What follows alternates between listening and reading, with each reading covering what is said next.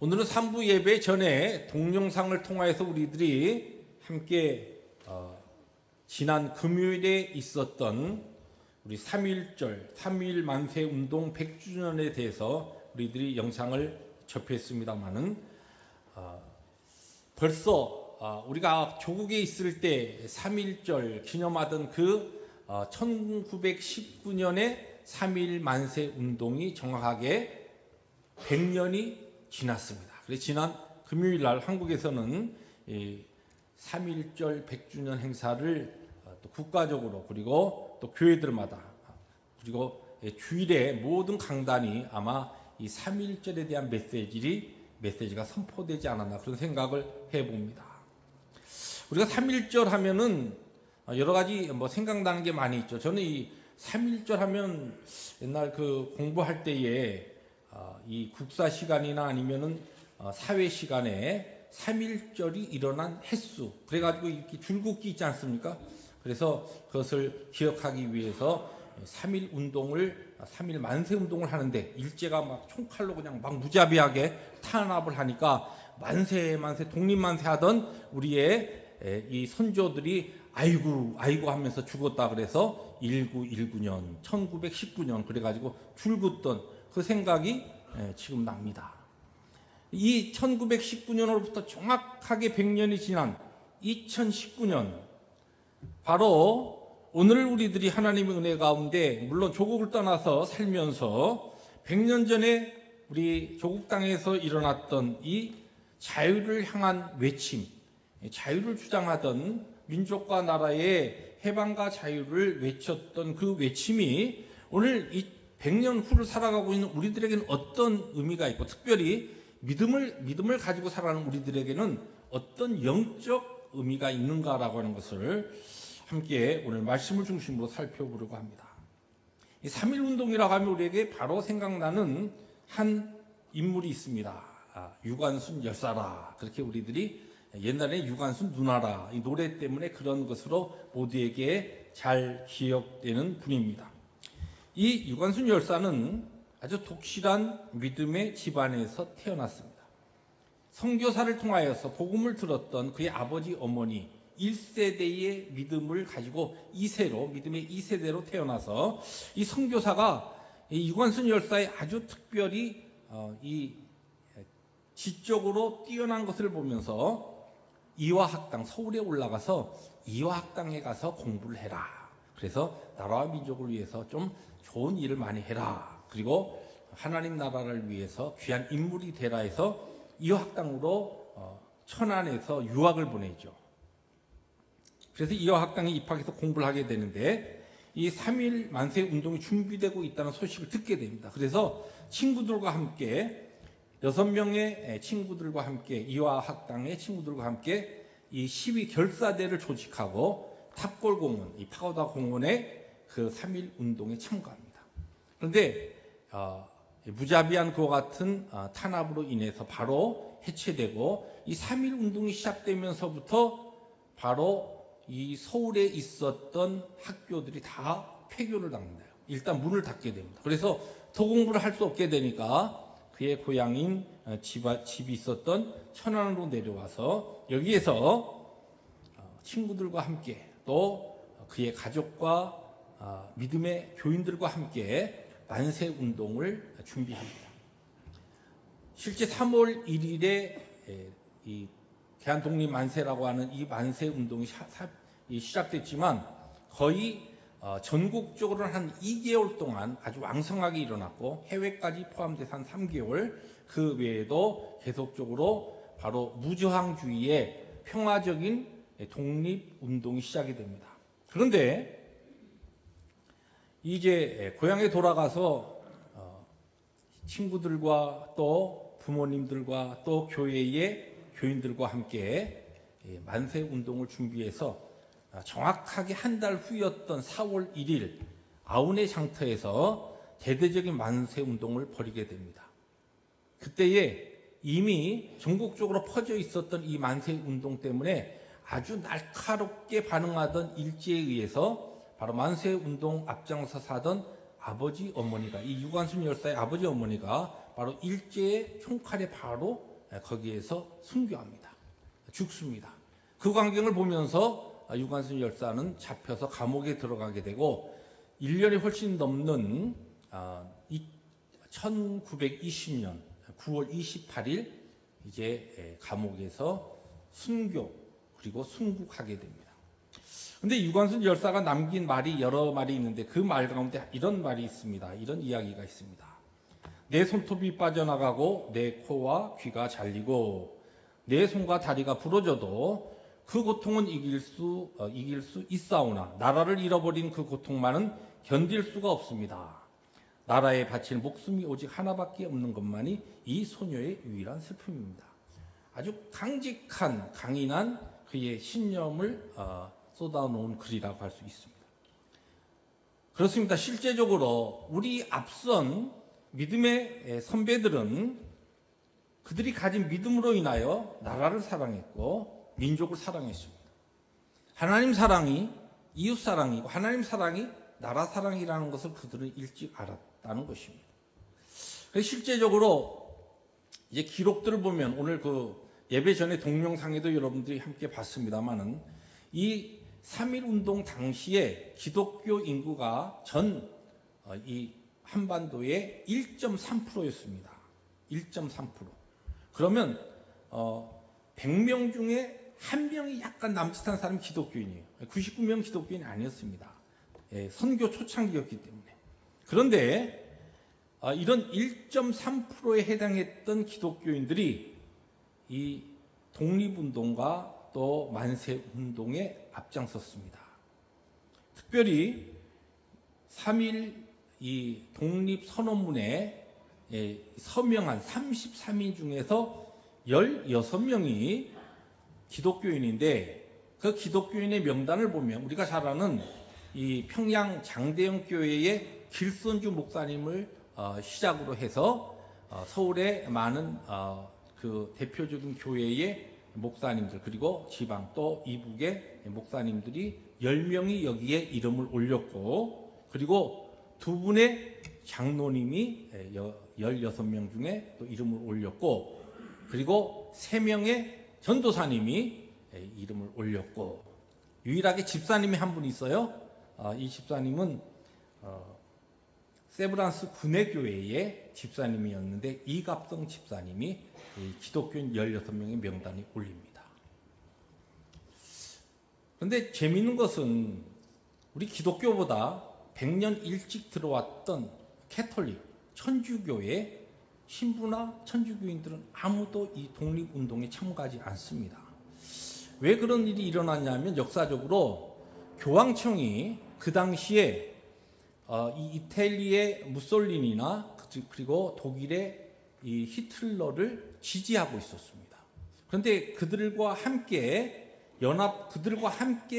이 연맹을 가지고서 지금 세계적으로 정복운동을 하고 있었던 일본 제국 여기에 대해서 이태리와 독일의 그 정권과 우호적이었기 때문에 이 교황청에서 한국의 천주교회에 이 전교를 내립니다. 그 전교가 무엇이냐면 일본의 그 신사참배를 너희들이 거부하지 말고 따르라는 것이었습니다. 그래서 천주교가 실제적으로 인구도 이 기독교보다도 그 당시에는 더 많았고 100년 이미 먼저 들어온 것이었지만 아이러니하게도 지금 우리가 이 100년이 지난 지금하고는 많이 다릅니다만은 아이러니하게도 천주교의 신자들은 아무도 이 독립운동에 참가하지 않았습니다. 여기서 기독교라고 하는 것은 우리 개신교를 이야기하는 겁니다. 근데 이 개신교의 믿음을 가진 사람들이 신앙으로 그들이 외쳤던 나라의 독립과 나라의 자유, 나라의 해방. 도대체 그것이 그들의 신앙이 어떠한 것을 바탕으로 그들은 이러한 그들의 목숨을 내놓고 나라를 위해서 자유를 외쳤고 또 나라를 위해서 민족을 위해서 해방을 외쳤는가. 오늘 성경의 많은 부분에 있어서 우리들이 성경이 이야기하는 자유를 우리들이 배울 수 있지만 오늘 특별히 요한복음 함께 읽은 8장을 중심으로 해서 성경이 이야기하는 참 자유, 주님께서 이야기하는 참 자유, 우리의 믿음의 선조들뿐만 아니라 오늘 이 시대에도 모든 사람들이 간절히 그들의 삶 가운데 갈망하고 있는 자유는 무엇이고 하나님께서 우리에게 약속하신 예수 그리스도를 통하여 우리에게 약속하신 자유는 무엇인가? 과연 이 자유를 우리는 누리고 있는가? 100년이 지난 다음에 우리들이 자유의 땅, 기회의 땅, 미국에 와서 살면서 환경적으로는 우리들이 마음껏 자유를 누리고 있지만 진정으로 성경이 이야기하고 약속하고 있는 그 자유를 우리는 믿음 안에서 누리고 있는가? 이 문제를 말씀 중심으로 세 가지로 우리들이 정리하면서 찾아보려고 합니다. 먼저 오늘 말씀을 통해서 우리가 배울 수 있는 중요한 교훈은 예수를 믿는데도 자유함이 없는 자들이 있다는 것이. 달리 표현하면 예수를 믿는 신자인데도 성경이 이야기하는 예수님께서 말씀하신 참 자유를 누리지 못하고 참 자유를 알지도 못하고 경험하지 못하고 그리고 교회 생활을 하는 사람들이 있다는 것이에요. 오늘 성경이 그것을 우리에게 가르쳐주고 있습니다. 오늘 말씀 가운데 우리가 처음 읽었던 31절 32절 다시 한번 화면을 통해서 조금 천천히 함께 읽습니다. 시작. 그러므로 예수께서 자기를 믿은 유대인들에게 이르시되 너희가 내 말에 거하면 참 내 제자가 되고 진리를 알지니 진리가 너희를 자유케 하리라. 주님께서 진리가 너희에게 자유를 주는데 그 얘기를 지금 누구에게 하셨냐면 여기 보니까 자기를 믿은 유대인들에게 했습니다. 예수님을 전혀 믿지 않던 유대인들이 아니고 예수님의 그 메시지를 듣고 예수님의 그 메시지에 믿음을 가지고 반응하던 유대인들에게 하신 말씀이에요. 그 유대인들에게 너희들이 지금 나를 믿는다고 하는데 그런데 너희들에게 참 자유가 없다는 것이에요. 믿음을 가진 너희들이 참 자유를 누리고 있지 못하다. 왜냐하면 너희들이 그 믿음의 신자의 자리에는 있지만 여기 보면 내 말에 거하면 참 내 제자가 되고 그랬죠. 아직 제자가 되지 못했다는 거죠. 많은 신자가 있지만 예수 그리스도를 나의 구원자라고 고백하는 나를 구원해 주셔서 예수님께서 나의 모든 죄를 십자가에서 대속하시고 이것을 믿는 나에게 영원한 생명 구원을 약속하셨습니다. 이것을 내가 믿습니다라는 신앙의 고백을 하는 신자들은 많습니다. 그러나 그것으로 부족하다는 것이 그 신자의 신앙인의 자리에서 한 걸음 더 올라서야 된다는 것입니다. 그것이 무엇이냐면 제자예요. 그리스도를 따르는 제자가 될 때에 진정한 주님께서 제자들에게 주시는 자유를 만끽할 수 있고 자유를 누릴 수 있는데 우리가 예수를 믿으면서도 자유를 경험하지 못하는 일이 생길 수가 있고 그 이유는 다른 것이 아니라 여기에 보니까 하나님의 말씀, 예수님의 말에 거하지 않기 때문에 여기에 내 말에 거한다라고 하는 것은 말씀의 통제를 받는 것이에요. 말씀의 지도를 받고 말씀이 그 사람을 움직이는 힘이 된다는 것이에요. 우리가 예수를 믿습니다. 왜냐하면 믿음을 고백하면 은혜로 나에게 주신 이 영생, 멸망하지 아니하고 영생을 얻는 이 구원이 얼마나 귀한 소식입니까? 할렐루야, 아멘. 받았어요. 믿음을 고백했습니다. 예수님을 내 마음에 영접했습니다. 그런데 거기에서 더 이상 진전이 없습니다. 주님의 말씀이 나에게 거한다는 것은 주님의 말씀이 나를 통제하고 나를 컨트롤하고 나를 주장하고 그 말씀에 내가 따라간다는 것이에요. 순종한다는 것입니다. 이것이 제자가 되는 것이에요.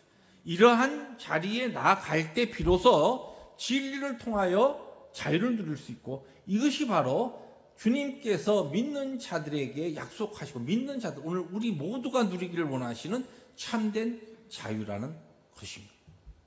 오늘 여러분들이 이 시간 함께 믿는 자로 믿음의 공동체로 예배하면서 하나님을 예배하면서 이 자유를 여러분의 삶 가운데 아니 예배 드릴 때 이 시간 말고 여러분들이 돌아간 일상의 여러분의 가정에서 여러분의 일터에서 여러분의 자녀들과의 관계 속에서 여러분의 모든 일상생활에서 이 자유를 누리고 있습니까?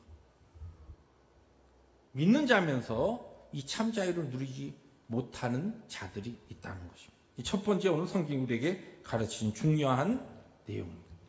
두 번째로 오늘 성경은 우리에게 그런데 이 주님께서 이야기하신 자유는 다른 자유가 아니라 죄로부터의 자유를 말씀합니다.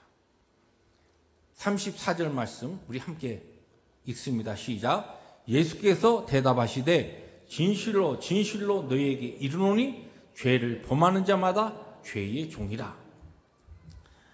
주님께서 이 주님을 믿는다 하는 유대인들에게 너희들이 내 말에 거하면, 말에 순종하면 제자가 되고 이 말씀을 통하여, 진리를 통하여 참 자유를 얻을 수 있다. 그러니까 바로 반론을 제기합니다. 아니 우리들이 아브라함의 자손으로 한 번도 남의 종살이를 한 적이 없는데 무슨 뭐 자유 운운합니까? 우리는 지금 자유인입니다. 우리는 자유를 누리고 있습니다.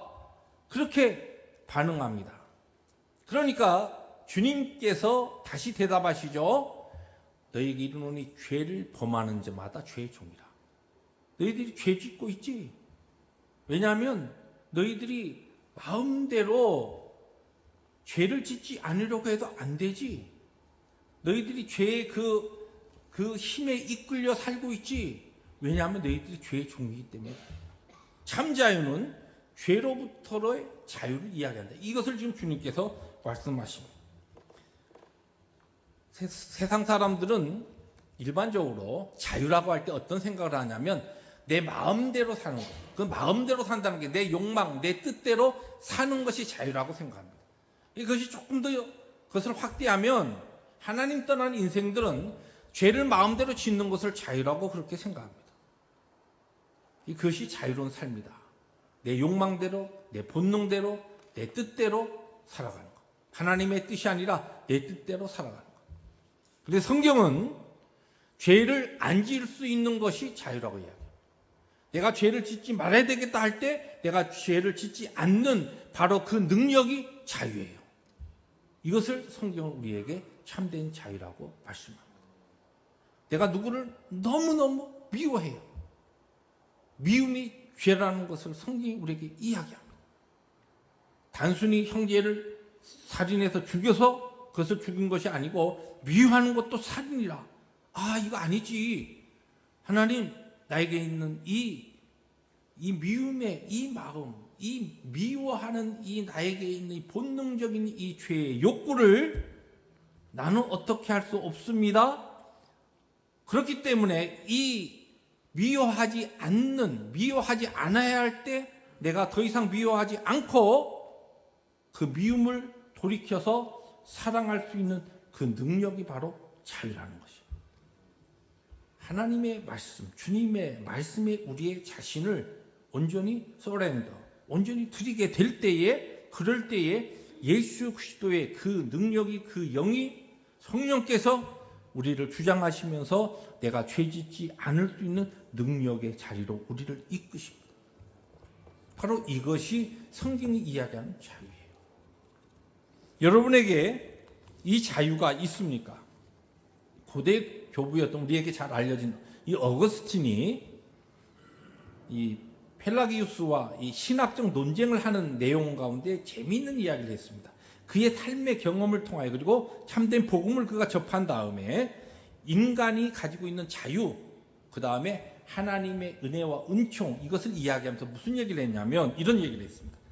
타락 이전에 인간은 죄를 짓지 않을 수 있는 능력을 갖고 있었지만 타락 이후의 인간은 죄를 짓지 않을 수 있는 능력이 없어졌다. 그러면 타락한 이후에 우리 인생이 죄를 짓지 않을 수 있는 방법은 무엇이냐? 유일하게 바로 예수 그리스도를 통해서만이다. 그렇게 이야기했어요. 그것이 바로 은혜라고 그랬어요. 여러분, 우리가 뭐 은혜 받았다, 뭐 하나님의 은혜를 사모하고 하는 것을 여러 가지로 이야기합니다만, 우리가 죄를 짓지 않으려고 할 때에 죄를 짓지 않을 수 있는 그 능력을 예수 그리스도로부터 내가 받는 것이 은혜예요. 이것이 우리에게 너무 큰 은혜예요. 내 마음대로 내가 어떠한 것에 너무너무 안 돼요. 하나님의 뜻대로 살려고 막 몸부림치는데 자꾸만 옛사람이 나를 끌고 가고 그것이 강하게 하나님 앞에 마땅히 순종하고 하나님의 뜻에 내가 살아야 될 것이 아는데도 하나님께서 그것을 가르쳐 주는데도 내 본성이 자꾸 그것을 거스립니다. 그런데 은혜를 받게 되면 어떤 현상이 일어나냐면 예수 그리스도를 통하여 우리에게 은혜가 오면은 바로 그 죄의 힘을 이기고 하나님의 말씀에 따라 선을 택하고 하나님의 영광을 위하여 살아갈 수 있는 그 능력이 우리에게 나타나는 것이. 그것이 은혜입니다. 여러분, 우리들이 하나님 앞에 은혜를 주시옵소서, 내가 필요한 어떠한 것을 얻기 위해서 그런 표현을 많이 합니다만은 진정한 은혜는 예수 그리스도를 통하여 죄를 이길 수 있는 능력을 부여받는 것이 은혜인 줄 믿습니다. 이것이 바로 자유예요. 이것이 바로 참 자유입니다. 오늘 마지막으로 성경은, 그런데 이 참 자유는 집에서 누리는 안식과 평강을 준다는 것이에요. 여러분, 예수 그리스도를 통하여 오늘 말씀 그 다음에 35절이죠. 한번 같이 읽을까요? 종은 영원히 집에 거하지 못하되 아들은 영원히 거하나니. 이 앞에 이야기하다 조금 이 주제가 이상한 이야기 주님께서 하십니다. 이 무슨 얘기냐? 자유에 대해서 주님께서 말씀하신 다음에 너희들이 지금 죄를 짓는 것, 너희들 마음대로 죄를 다스릴 수 없는 게 너희들이 아직 자유를 얻지 못했다는 그런 그 바로 증거다. 그런데 진정한 참된 자유를 얻게 되면은 참된 자유를 누리게 될 때 그때에는 어떤 일이 일어나느냐? 아버지 집에서 거할 때 경험하는 안식과 평강을 얻을 수 있다는 것이. 우리들이 예수 믿고 하나님의 영광을 위해서 이 땅에 살아가면서 하나님의 은혜 가운데 우리들이 그리스도를 통하여 소망하고 누리는 참된 자유는 바로 아버지 집에 거할 때 우리들이 누릴 수 있는 안식과 평강을 이야기합니다. 그래서 이 말씀의 그 배경은 이 앞에서 이야기했던 이 유대인들이 우리들이 다 아브라함의 자손인데 우리는 종이 된 적이 없습니다. 그런 그들의 반론과 연결되어 있습니다. 아브라함에게는 두 아들이 있었죠. 갈라디아서에서 그것을 은유적으로 표현합니다마는 아브라함에게 첫째는 종이었던 하갈에게서 난 이스마엘이라고 하는 아들이 있습니다. 그 다음에 사라에게서 나온 언약의 아들 이삭이 있습니다. 이스마엘은 아버지 아브라함의 집에서 쫓겨났어요.